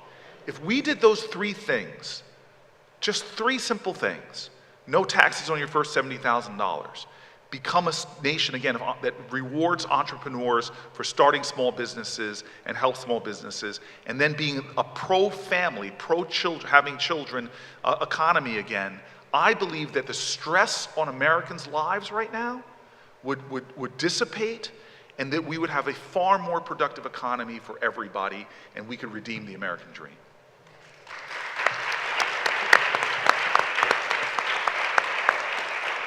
We have a lot more questions coming from about Medicaid and Medicare, things we already answered already. Bishop said there's a table out there, correct? Right. Yeah, for everybody. You have questions about Medicare and Medicaid. But this one comes from one of our local free clinics. The question is, there have been a lot of funding cuts to centers like ours. What opportunities are available to local free clinics in the area? So I can talk from a federal level if you want me to go first. So really quickly, our local free clinics are in trouble, and we visit a lot of them around the state. And the reason why I say they're in trouble is because often when somebody comes for health care, they will assess, wait a minute, you qualify for Medicaid, you qualify for, and they find other ways to help pay for the services that they're giving in their clinics. There has been a lot of an attack on their ability to get reimbursements now, given who's being pushed off. And so the pressure on our clinics is getting a lot bigger. Now, I don't know of any in New Jersey that have closed yet, but I'm telling you, 3 just closed in Virginia, that I know where we are, these clinics that are trying to help the most marginalized people. And so that's the battle right now, which is trying to protect the resources that for people that establish themselves as nonprofits to serve clinics are there. My team is ready. For whoever asked that question online, please reach out to us in person so that we can work with you to try to identify some other resources to help you. Yeah, I'm not aware of any that have closed. I know there's the Cherry Hill, the free clinic that is operational and available to anyone that needs medical services. We have a partnership with the FQHC around the corner on White Horse Pike. We've had it for the last 15 years, and what I've noticed is that the demand for that kind of service has increased exponentially. That even though you have where the Patient First and those other agencies, there's still a tremendous need for those people that are marginalized, and those businesses are not available to them. Because to go to one of those hospital in the neighborhood places, the bill is quite substantial when you walk out of there. So and you know, a lot of times I don't know what's worse, the shock of the illness or a shock of the bill, but it kind of surprises you that you're paying for the convenience, and you're paying a lot for the convenience of not having to go to emergency room, but go straight to Patient First or one of those agencies. They do a great job. We've got some phenomenal ones in this area. They're fast and all that, but the need for the marginalized individual who doesn't have credit cards, who doesn't have medical benefits, has increased as far as we can see from the partnership we have around the corner. So there are some answers that are going to be needed. You may know someone who's marginalized, who may be unemployed. You may know someone who is disadvantaged. And when you hear about cutbacks in these programs, it's a direct effect on people that are not in the positions we are, that we can go and get the help without much stress. But this stuff is real, and we don't want to wait until we're disadvantaged to think they're important. Go ahead. One thing I will say for any federally qualified health center that needs assistance, if you're looking for grants, please, as Senator mentioned, feel free to reach out to our office. We can help you connect with the different grants that are available, as well as provide letters of support for the grants that you do apply for.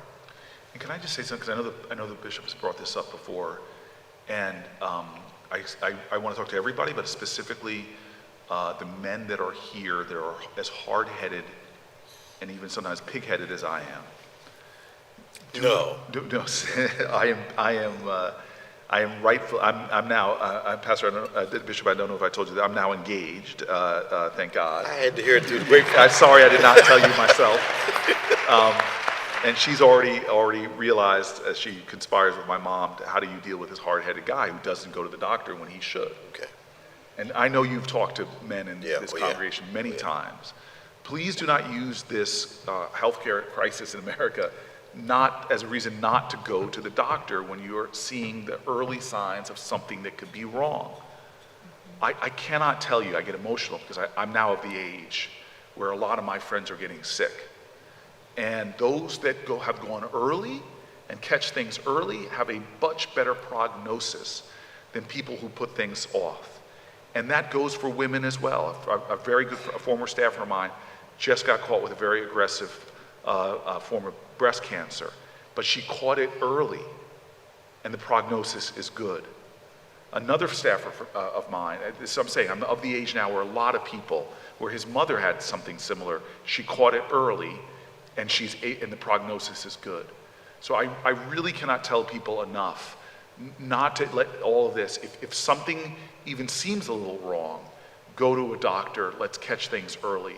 Because I do worry that we still live in a nation that depending on the zip code you live in, it affects your life expectancy.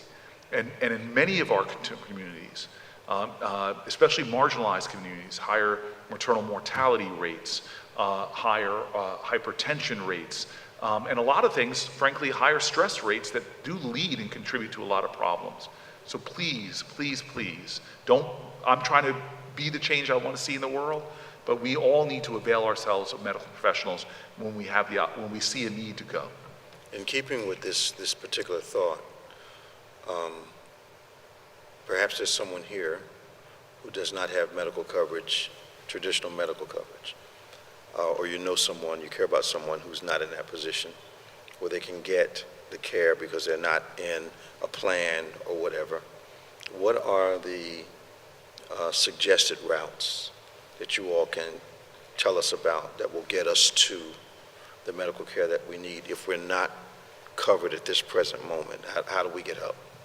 You would go to a federally qualified health center. Okay, Yeah, now, they bridge the gap for a lot of people don't know that what that is. don't have health insurance. They don't know what that is. Right, so we have the Cherry Hill Free Clinic here in the local area. We also have Osborne in Camden.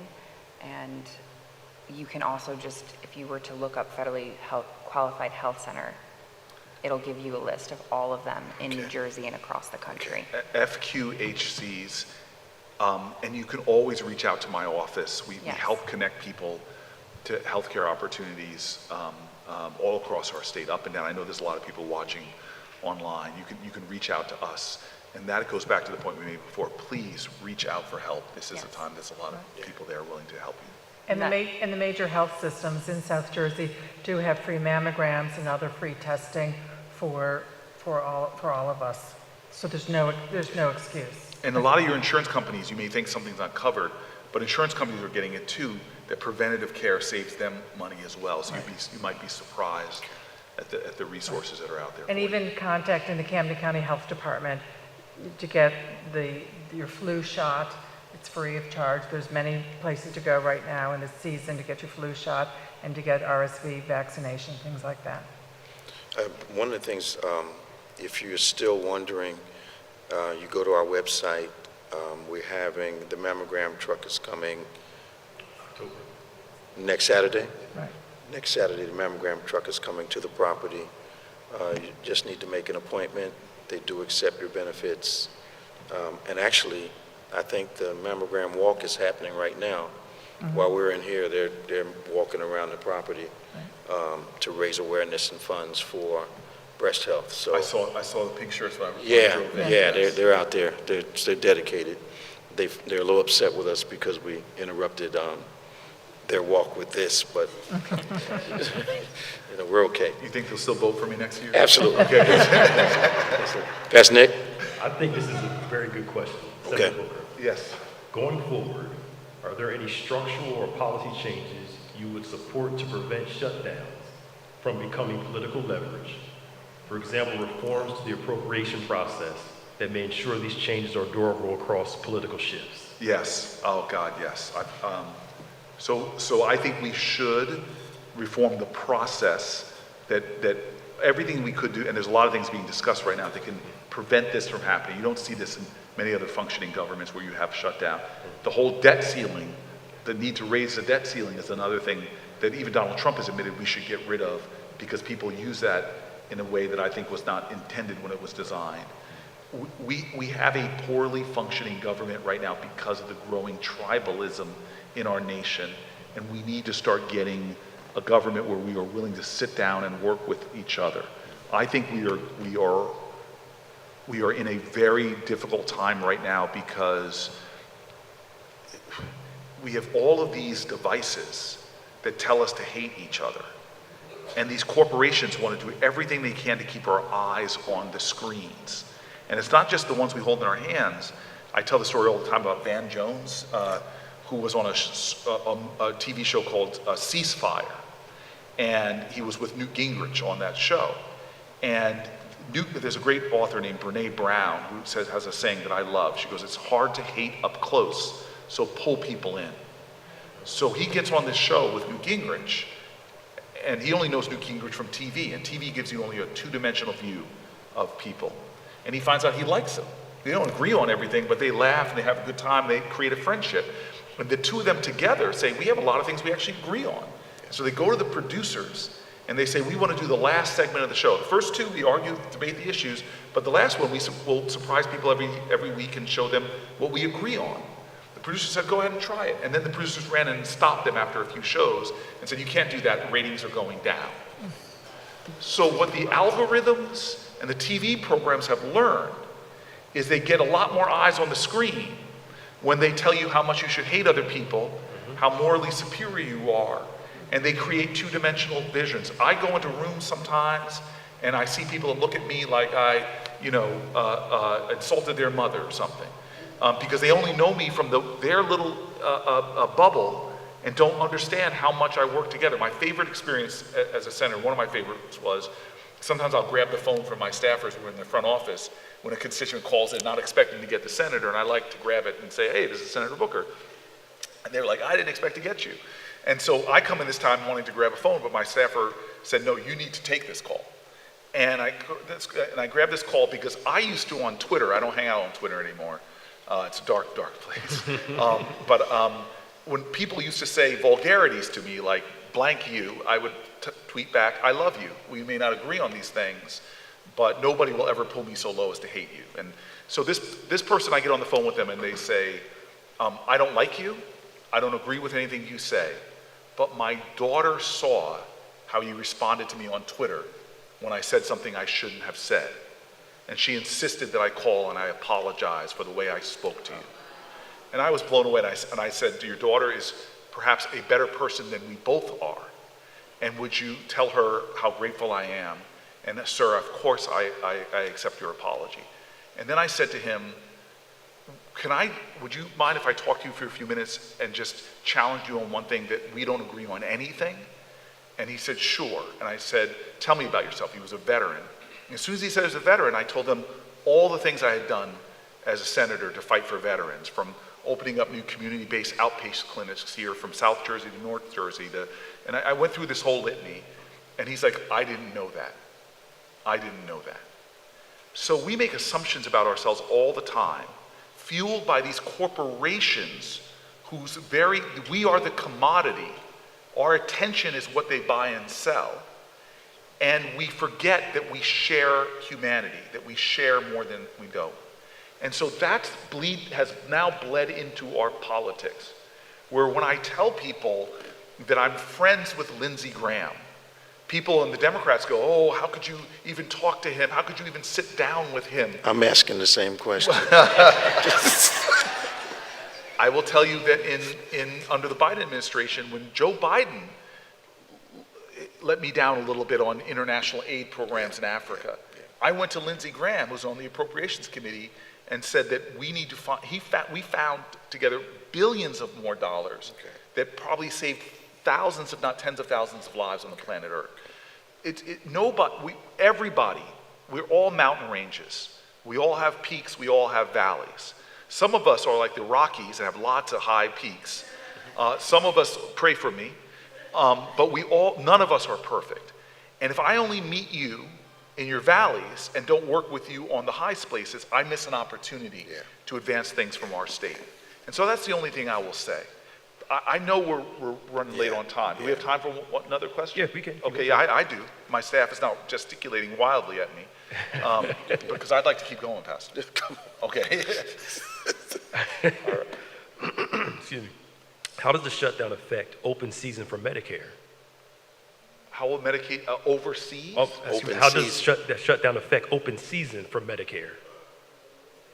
Enrollment. Enrollment. I was about to I'm say. sorry, I'm just reading the question as they put it. I Open wanted to look to enrollment. my staff and saying, what does open season mean? Open enrollment for Medicare.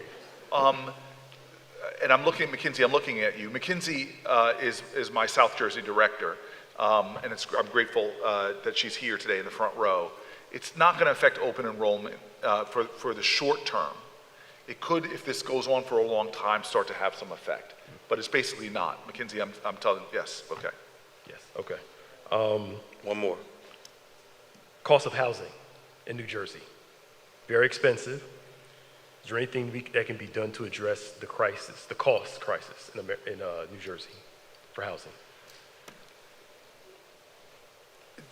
Everybody's looking at you, man. No, I have a lot of, I mean, this is where I have to be honest. Yeah.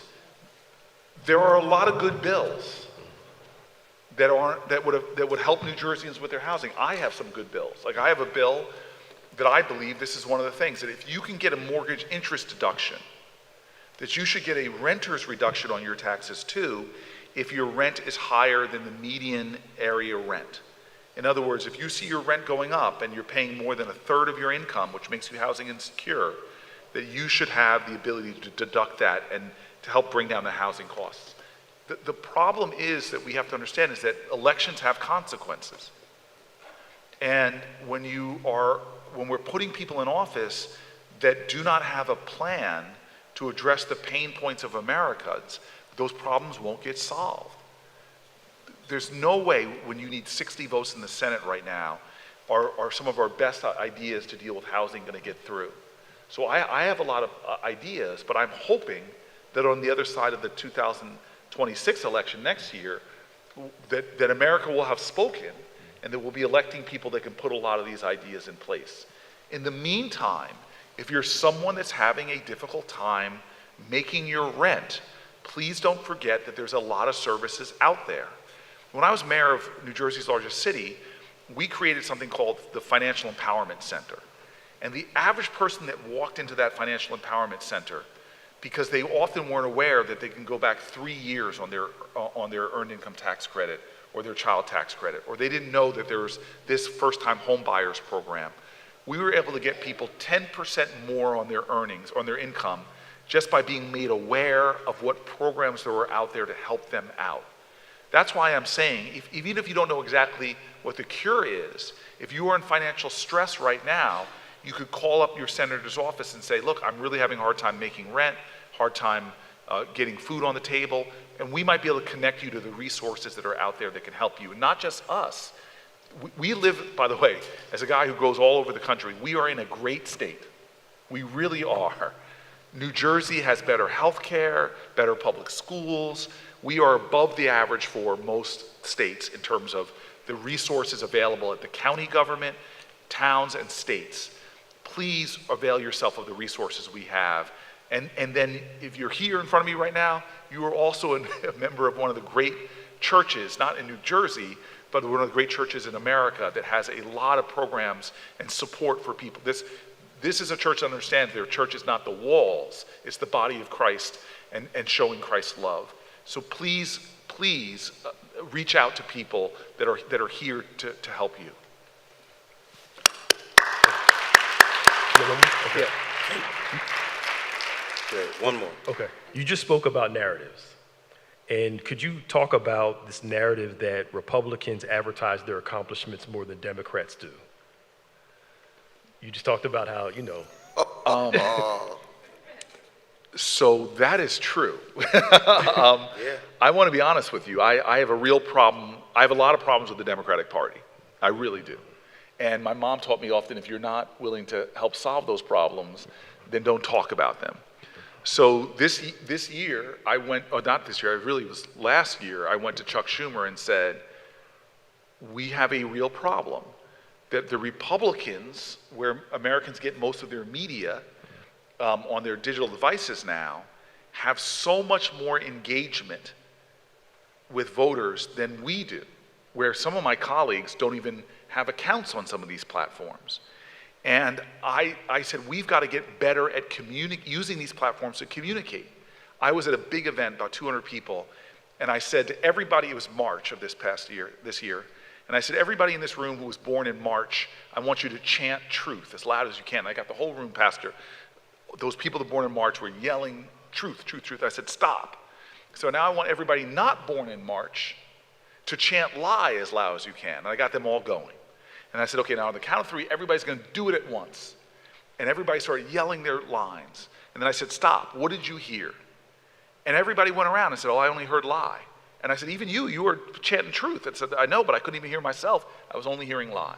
And I go, well, that was the digital environment in the last election. Yes. For every 14 podcast downloads that Donald Trump had, Kamala Harris only had 1. Wow. There are entire platforms where gamers go, or people that love ultimate fighting go, where they were speaking into those platforms, paying people in those platforms to influence, but we didn't have a voice into it at all. And so I'm one of these people that we're seeing a big change right now in Democrats. 47 of us who are Senate Democrats have now increased our reach by tens of millions of people. So we're getting better, and a lot of the strategies I've brought to my colleagues are working. But I am a big believer that in politics, you've got to tell people. Donald Trump put his name on the checks that were given out during the COVID. And I'm like, I voted for those checks. I was the one that fought for it. But he put his name on it, and I was going around my community where I live in Newark, and people would say, well, Donald Trump sent me $1,000. I'm like, wait a minute. But I don't think Joe Biden did that kind of thing. No. So I just am a big believer that if you're in a job, you've got to effectively communicate to people and find creative ways to break through and to meet people where they are. I was on a sports podcast just this week and met folks where we are. We talked a little bit about politics. We talked a lot about how bad my Giants are doing. And I know I'm in Eagles territory, so I'm going to shut up right now. But you got to go to where people are. That's marketing 101. And we need in American government, in all backgrounds, we just need better communicators than we're seeing right now. Because when Biden went, and people asked me, well, what's Biden done for me? I went to people and said, well, wait a minute. Every lead pipe is gone out of the city right now that was paid for by federal dollars. I said, wait a minute. We had more black business startups. We did this for maternal mortality. We did this. But people said, well, if I don't know these things, how do I know when I vote? So that is a just criticism, and it's something that as a leader, I'm gonna try to get the party to do more of. And next year in my election year, let me apologize to y'all now, but I'm gonna brag a lot about the things that I fought for and was able to get delivered to New Jersey. Say, part of it is because of our personality and who we are and what we fight for, that we do not brag. And I've been in government now as an elected official for, I don't know, for 13, 14 years. And I started because my son was killed in Afghanistan, and that was my path to service. And I still talk about thanking my son Jeremy because of what I've done. And people have said to me, stop, give yourself credit for what you have accomplished. It's not what he's done, what you've done. And I have a really, really hard time doing that. I don't talk about what I've accomplished, what I've done. I talk about what he's done, and it's hard for me. It's hard for a lot of people that I serve with, particularly women, Yes. to talk about, I've done this and I've done that. That's not how I was raised. Can you help me give our panelists a round of applause?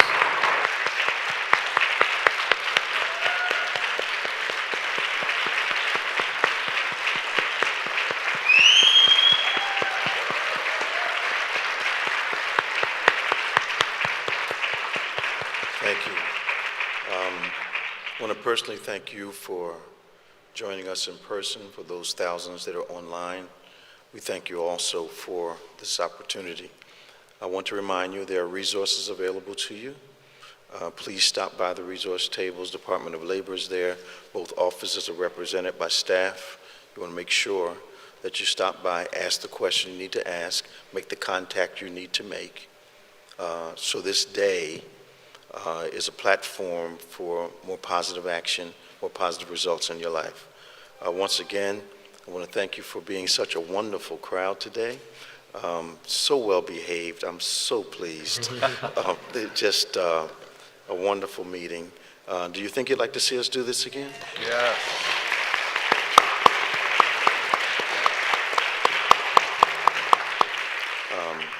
This will bring us to the conclusion of our meeting.